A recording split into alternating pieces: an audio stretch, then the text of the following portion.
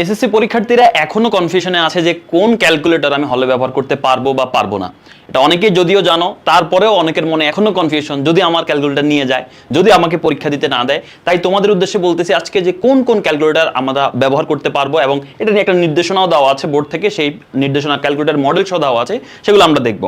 দেখো, নর্মালি তোমাদেরকে বলা হয় যে প্রোগ্রামেবল ক্যালকুলেটর যেগুলো, সেগুলো হচ্ছে ব্যবহার করা যাবে না। প্রোগ্রামেবল ক্যালকুলেটর কোনগুলো? সহজ হিসাব দেখবো, ওইগুলো প্রোগ্রামেবল ক্যালকুলেটর মডেলের পাশে পি লেখা থাকে, মডেলের শেষে পি লেখা থাকে, ওইটা হচ্ছে প্রোগ্রামেবল ক্যালকুলেটর। তো ওইটা আসলে ব্যবহার করা নিষেধ, ওইটা তোমাকে ব্যবহার করতে দিবে না।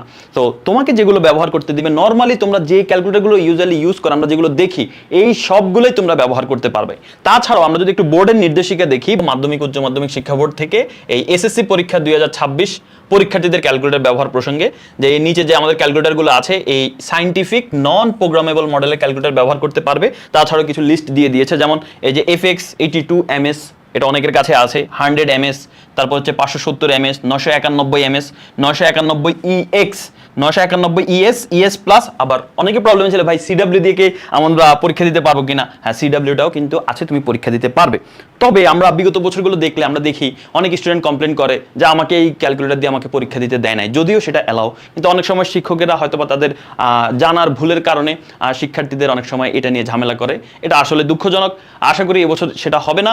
তারপরেও যদি তোমার সাথে এটা হয়ে যায়, তুমি কিন্তু খুব বেশি মানে উচ্চ স্বরে স্যারের সাথে অবশ্যই কথা বলবা না, কারণ শত হোক এটা তোমার পরীক্ষা। স্যার যদি চায় তোমার এই বেয়াদবির জন্য যে কোনো অ্যাকশন নিতে পারে। তাই সুন্দরভাবে স্যারকে তুমি বুঝাই বলতে পারো যে স্যার, এটা তো আমি দেখেছি শিক্ষা বোর্ড থেকে এরকম বলা আছে, সো এইভাবে হচ্ছে তুমি কথা বলবা, একদম খুবই পোলাইট হইতে, অবশ্যই বেয়াদবি করা যাবে না। ইনশাল্লাহ আশা করি যদি কোনো শিক্ষক যদি নাও করে, পরবর্তীতে তুমি বুঝাই বলে উনি হচ্ছে রাজি হয়ে যাবে। আর আরেকটা কথা হচ্ছে, এই সময় সে ক্যালকুলেটর কেউ চেঞ্জ করবে না। অনেকে আছে ক্যালকুলেটারের শর্টকাট ভিডিও দেখে বা হচ্ছে নতুন ক্যালকুলেটর কিনবে বলে আগে যে মডেল দিয়ে সে এতদিন প্র্যাকটিস করে আসছে সেটা চেঞ্জ করে অন্য মডেল নিচ্ছে, আর CW নিচ্ছে বা ES প্লাস নিচ্ছে।